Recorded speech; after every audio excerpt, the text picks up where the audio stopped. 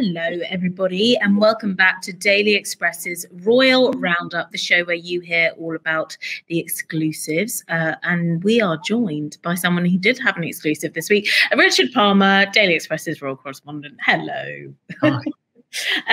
So next week we're off, so it's going to be a jam-packed episode today, and we will be kicking things off with Prince Andrew. We've spoken about him a lot on the Royal Roundup before.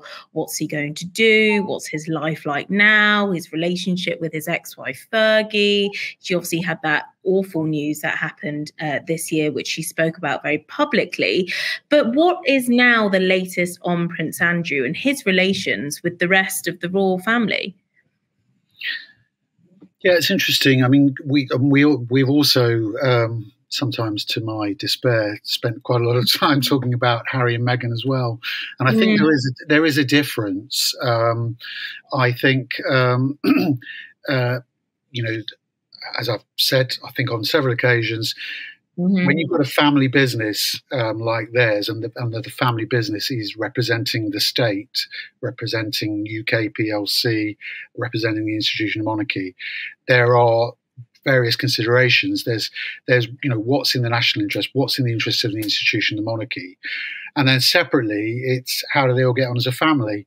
Well, we know that Harry and Meghan aren't getting on with a large section of their family behind the scenes. So in that case, there's a private dispute as well as a sort of a dispute between them and the institution.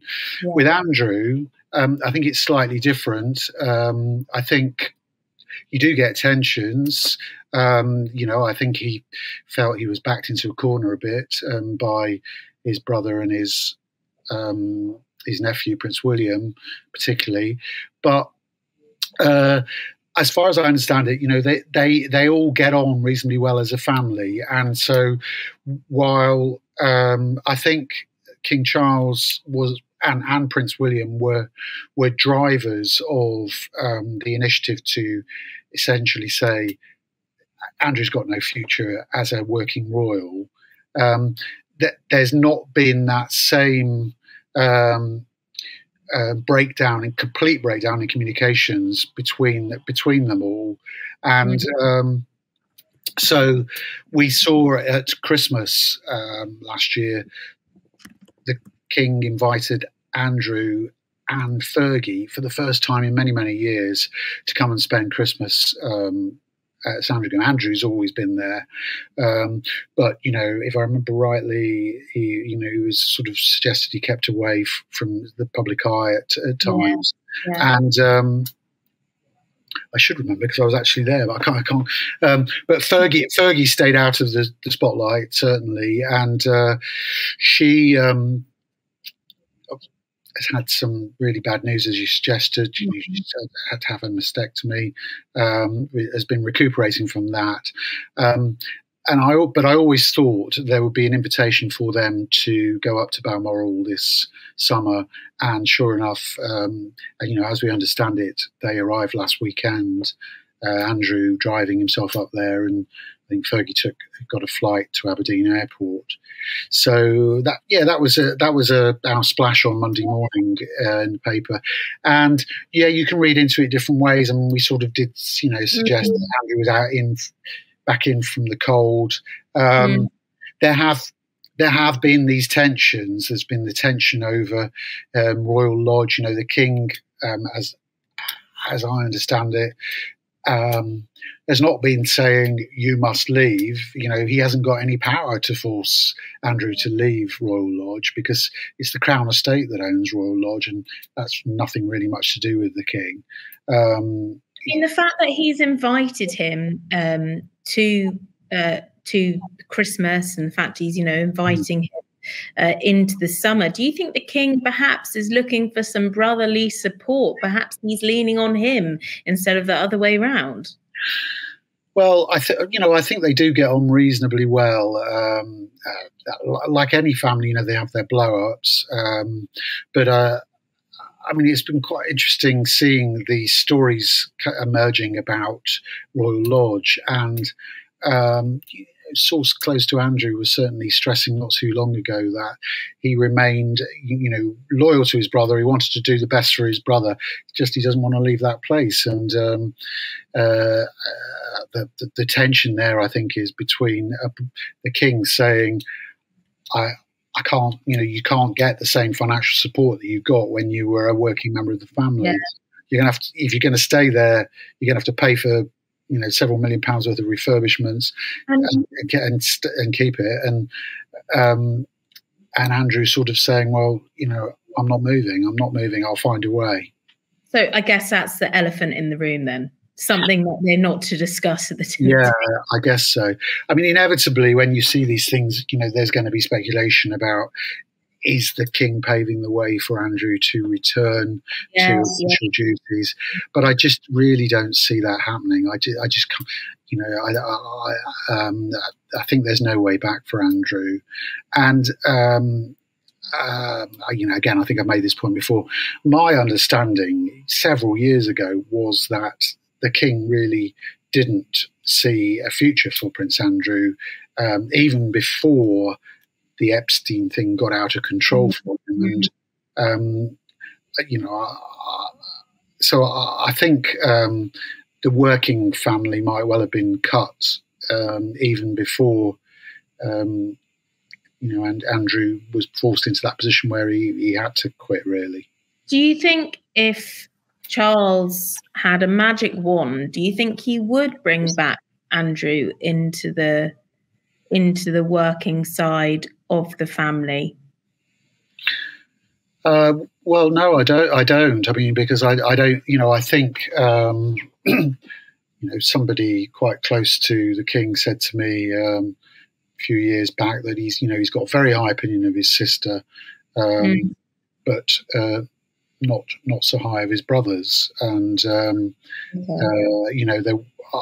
I did think that before the working family was cut by other means, by Andrew being forced to quit and by Harry and Meghan quitting, I did think that Edward and Sophie were going to struggle to remain as working members of the family. But see, things have changed, and they're a pretty key part of the team now, aren't they? Yes, they are. And there's so much speculation with Fergie and Andrew. They evidently still have a very close relationship, but they're not married, but they share children. She is obviously leaning on him for support with everything that she's going through. They're very much a team. So what is the latest on their relationship? It all seems to be very sort of hush-hush. There doesn't seem to be any actual, this is what we are, because they're not senior working. I mean, every now and again, there's a bit of speculation about, are they going to remarry? Yes. Judy Wade, the late Judy Wade, fantastic royal correspondent for Hello magazine, and before that, a writer on The Sun, if I remember rightly. She used to say that she thought they would get married again once the Duke of Edinburgh had died, really, because it was Philip in particular was absolutely vehement about Fergie. But it hasn't happened. I must admit, I've fueled that speculation a couple of times by sort of writing stories suggesting that it might be on the cards. But certainly my current thinking is probably not. And as I understand it, they share the house, but they're at opposite ends of the house. Fergie has said, they're the happiest of ex-married couples. I think they're great friends, but whether there's a romantic involvement there now, I don't know, but I doubt. Well, they've gone through a lot together. That's one thing that they have done. They have. And he's been a great support to her, I think, through these last few weeks when she's been. And she's been a great support to him when he's been in times of need. She has always very much stood by his side, despite pushes from other people who probably were doing a very different kind of I suppose, take on things. Let's have a look at the poll then, because I just wanted to see whether people's opinions had changed and whether they'd want Andrew to come back into the senior working role life or a more public-facing role. No, 93%. I mean, the poll speaks for itself, doesn't it, Richard? Let's be honest. Yes, it's pretty emphatic. And these are very difficult issues. You know, I was thinking about Andrew. I better be careful what I say here. So let me just. Yeah. I was thinking about Andrew because of this story that's been around about Mason Greenwood, the Manchester United footballer, where he was accused of a criminal offence and then the charges were dropped, but the club has essentially bowed to pressure from particularly women fans, saying, you know, he can't be here. And you know, in that sense, it's a little bit similar to Andrew. He hasn't been found guilty of any offence. He settled out of court in a civil case with a woman, but there is so much information out there about Prince Andrew. He's just tarnished, isn't he? Really, and he's just not.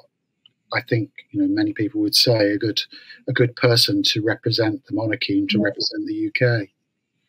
Do you think the family are embarrassed? Yeah, I'm sure it's an embarrassment, and I mean, you know, they do all sorts of work with you know.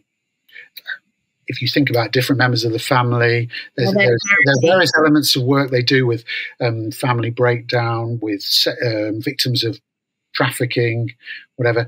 And, you know, it's a bit of a taboo, isn't it, for them? Because, you know, they have to be very careful what they say, because there's a lot of stuff going, you know, allegations being made about somebody in their family.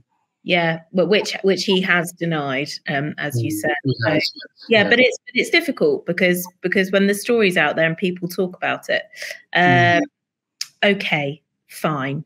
Let's move on from Prince Andrew then, and talk about one of your favourite people, Richard, Prince Harry. He's coming back to London. No, I only say that, I'm only teasing. It's only because he's not a senior working royal anymore. And me and Richard, whenever we have the Royal Roundup, is always a little bit of, we will have to address it, because even though he's not a senior working royal, he is still part of the royal family and he is the king's son. And whether Harry likes it or whether you like it, whether anybody likes it in the media, he does seem to attract opinion and engagement. And people talk about whatever move he makes next. He is coming back to London, his former home, where he was a senior working royal when he was with Meghan here. And of course, he grew up around here. So yes, it is his home. And he will be coming back in London to London for a WellChild Awards, which coincides with the late Queen's anniversary of her passing. So we know that he's going to be at the awards. It doesn't say whether Meghan's going to be coming or not. I assume that's a no, because she's not included on that press release. Yeah, that's slightly puzzling, isn't it? Because he's going on to Dusseldorf for the Invictus Games, and I think it was announced by his office or their office, that Meghan would be going with him. So whether she's maybe just coming over a few days later. Is not really a surprise appearance, maybe. Yeah. So yeah, he's going to be there on September the 7th, and I think it's fair to assume that he'll still be there in London on the morning of September the 8th, when the King and Queen will be up in Balmoral, marking privately the accession day, and of course, you know, thinking about the late Queen. So, as you know, the interest in the story editorially in the papers this morning has been about the fact that he's not going to be meeting the King. There doesn't seem to be any suggestion that he's going up to Balmoral, and I mean, I was really puzzled over the weekend, actually, on Sunday.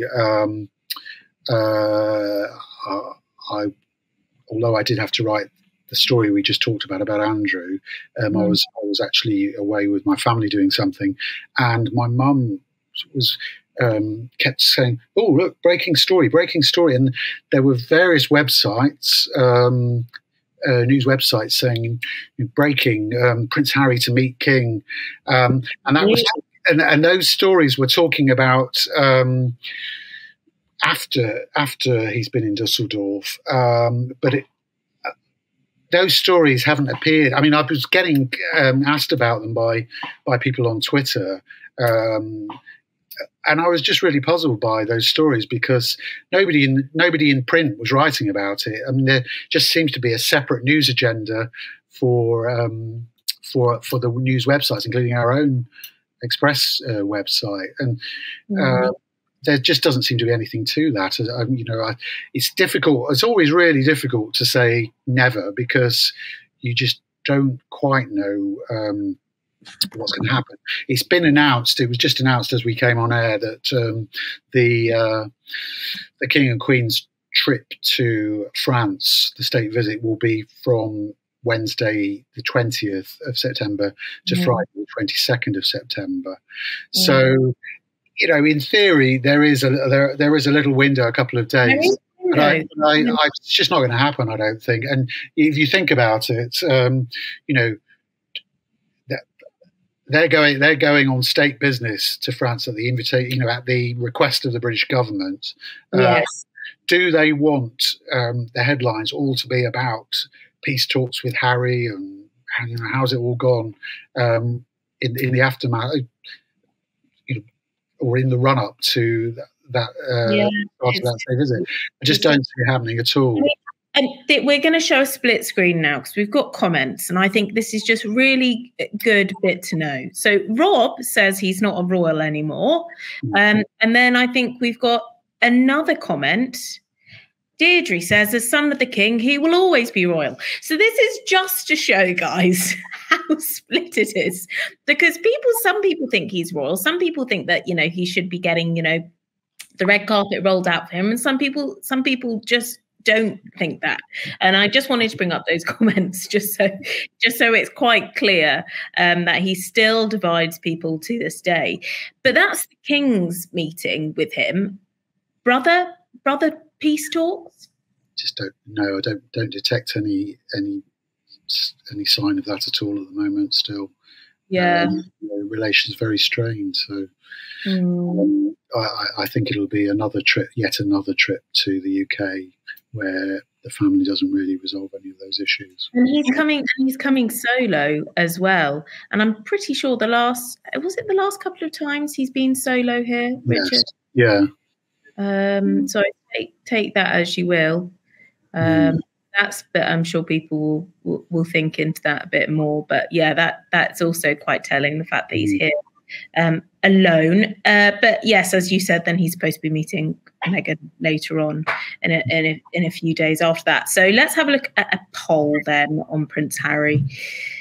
I'm sure it will be very divisive as per. Do you think Prince Harry and his family should have a public-facing reunion when he's in London next month? No, 90%. Yes, 10%. I think there is a portion of people who do want to see happily ever after. But as you said, Richard, it's so difficult because they've all got their own things they need to be pushing. And because this story has got so much interest in it, if anything happens, it will take over the front pages, won't it, Richard? Yes. Yeah, you're right. Yes. Okay. Well, that's Harry. I'm sure they'll be hearing more about Harry in the next couple of weeks. And you can keep an eye on Richard's Twitter and the Daily Express's Twitter to have a look. Nicholas says he's royal. Yeah, well, there you go. Okay, then. He is definitely part of the royal family. So that is one thing we can know for sure. Not a senior working royal. Let's go on to the Lionesses. Very bittersweet. I think the fact that they got to this moment, to the final, is absolutely incredible in itself. World Cup final. They inspired so many girls around the world with this. But there was no member of the royal family there, the British royal family there, which disappointed lots of people, including myself. Not to be biased, but it did disappoint me. And I thought that, quite frankly, they should have done better. But we've got a video that we can show you that they did instead. We both want to wish the Lionesses the best of luck for tonight. You've done amazingly well in the competition and we're rooting for you all the way. Good luck. I hope you win. Bye. I mean, that's very sweet. But is that the same as being at the final itself? I mean, some people have even gone to the extreme that they've even blaming their loss on the fact a royal family member wasn't there. I don't know if you can go that far. No, I didn't. But Richard, do they have any idea of the kind of backlash that this has caused? Yeah, they do. I think. Yeah, they do. And I think there's a real sense of regret that I picked up. There have been various things written about this, and all I can do is tell you, my understanding of the situation. So there have been various things claimed that I don't think are particularly true. That they didn't go because of the carbon footprint. I think that was a minor consideration, but it wasn't the main reason. They couldn't go because the King hasn't been to Australia or New Zealand since the change of reign. Again, a minor consideration, but Princess Anne went in February to Australia. It doesn't prevent a royal visit. I mean, I think you do have to recognise that a visit by William and or Kate is a much bigger deal in terms of media attention. But even so, there was nothing. I mean, people talking about protocol. I mean, some people have claimed that because Australia is about to have a referendum on not on royal matters but on another matter, that there couldn't be a royal visit. Again, I don't think that's true at all. The reason, the main reason, pure and simple, was that they thought about it. Although one of the FA executives had said he told us he wouldn't be able to come, and he apologised some time ago. Actually, they were thinking about it last week, and their main consideration was that hang on, he hasn't been to Australia since 2014, and if he just goes for a football match, what's that going to look like to the Australians? Because he's part of the monarchy of Australia, and if we do that, there's going to be a backlash. We could make it a slightly longer trip, but that's the complications there, because then New Zealand, which is co-hosted the tournament, they might be saying, well, hang on, you haven't been to see us either for a long, long time. And it was suddenly risking getting out of hand. And I think they just took the decision that it was the wrong thing to go out there. But I think that Prince William is probably regretting that now. And I think there is some of the sort of more ardent monarchists on social media, particularly ones who live in America and or other places and don't live in the UK and don't understand how big a deal this all was for women. Yes, it's a World Cup. Sort of suggesting it's all been got up by the media, but I think there's a recognition that he has left a large proportion of people in England, particularly, disappointed, and I have to say, I mean, I think I think he's a fantastic ambassador for this country. And he's had a pretty good start as Prince of Wales. As interesting things he's doing. You know, his homelessness campaign, for example, is breaking new ground, I think. But I think this was a misstep. I think he made a mistake there. And how does he handle bad press? Well, you know, I think he's mature about this, and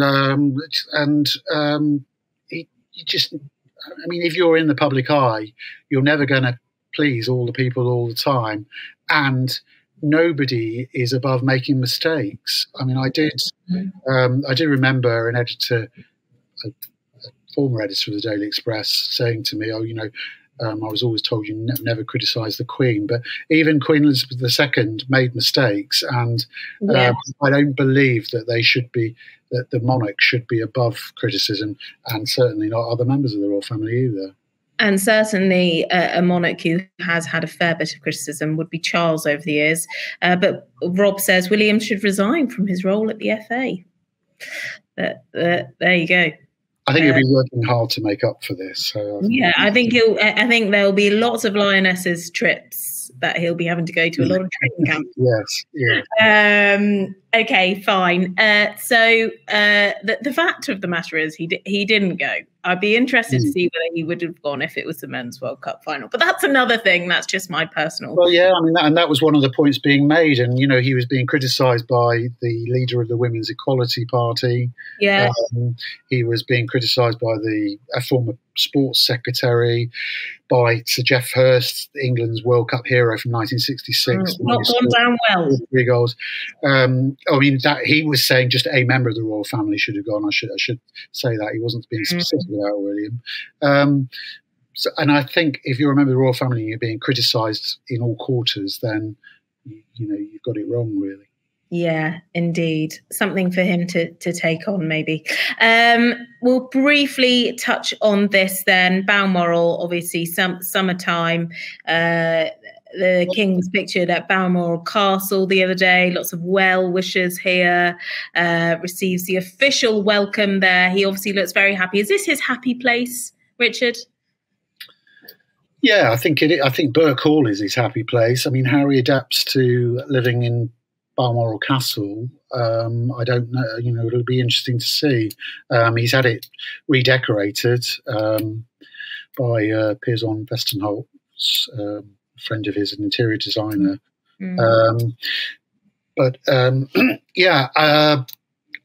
It's a chat. I mean, I think it has been a really busy year for him and for Queen Camilla, and I think they see this as a chance to get the family together and to have a bit of downtime.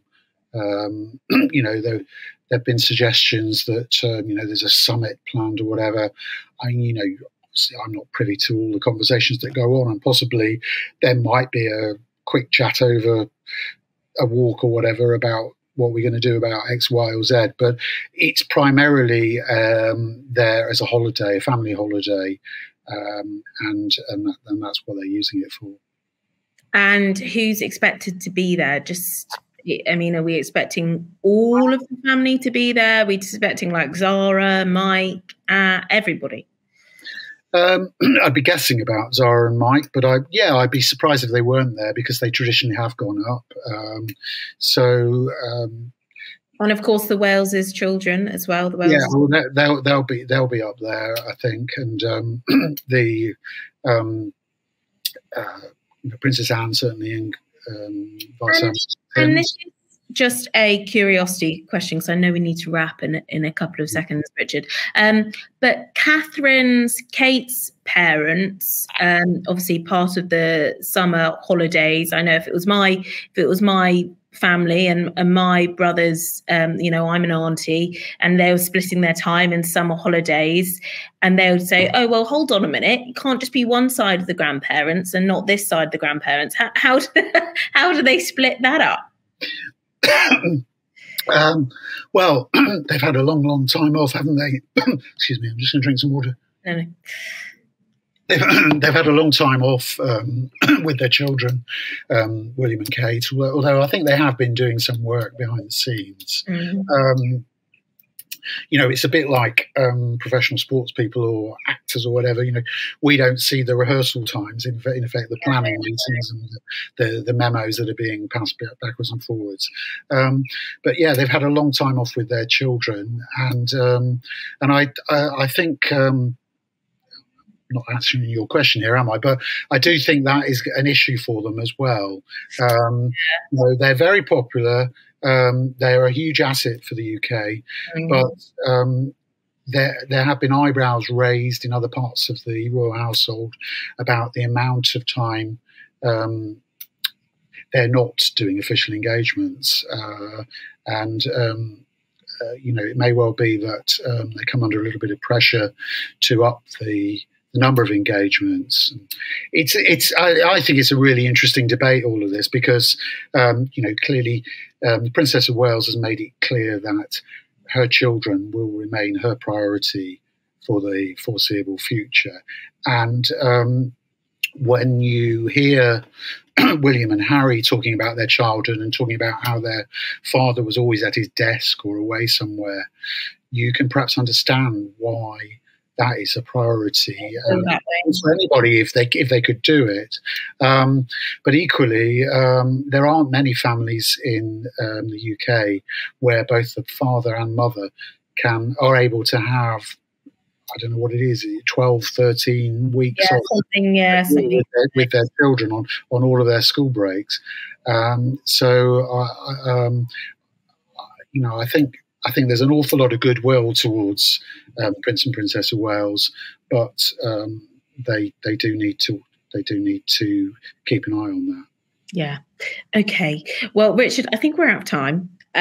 So we will have to come back to this in a couple of weeks' time when you and I are both back for the latest Royal Roundup. It's coming to the end of the summer, so we should start seeing the Royals again very soon.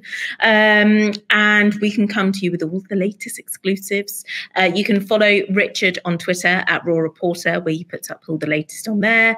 Me at Pandora Forsyth. I'm not as quick as Richard is on Twitter. Instagram's more my thing.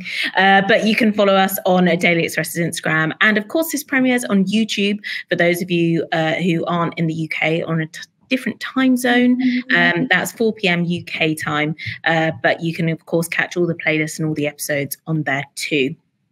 Thank you to Will as well, who's working behind the scenes on today's episode. Very much appreciated. Richard, have a lovely holiday and we will see you when you're back. See you soon.